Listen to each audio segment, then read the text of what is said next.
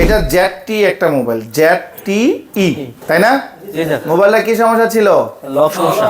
Lock সমস্যা ছিল, screen lock, FRP lock, তাই না? তো এটা কোনোভাবেই হ্যান্ড রিসেট বা আনলক টুল, অনেক টুলে ট্রাই করা হয়েছে, কোনোভাবেই করা পসিবল হচ্ছে না। আর এটার মধ্যে যেটা লাগানো ছিল ইন্টারনাল স্টোরেজ, সেটা ছিল UFS। কি লাগানো ছিল? ইউএস। UFS এবং EMC কি সেমভাবে কাজ করা যায়? না স্যার। একটু ব্যতিক্রম, তাই না? জি স্যার।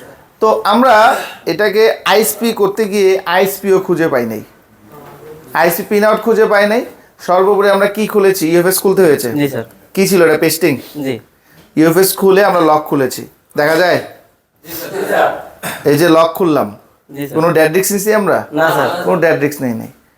কতক্ষণ সময় লাগছে আইসি খুলতে এবং লাগাতে? যে সময়টা গেছে। আর আমরা যখন F64 লাগিয়েছি সর্বোচ্চ কতক্ষণ লাগছে? 2 মিনিট লাগে নাই।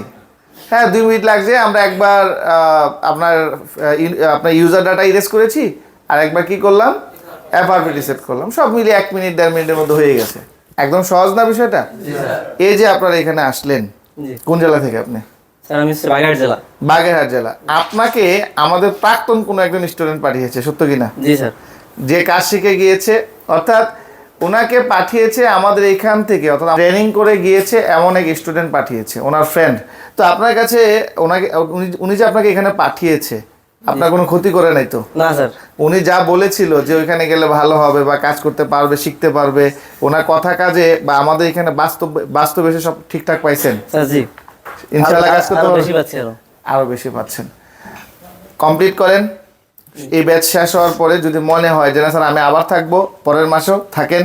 ইনশাআল্লাহ স্যার। যদি মনে হয় যে না স্যার চলে যাব, লাগলে আবার আসবো, 6 মাসের মধ্যে আসতে পারেন, তাই না?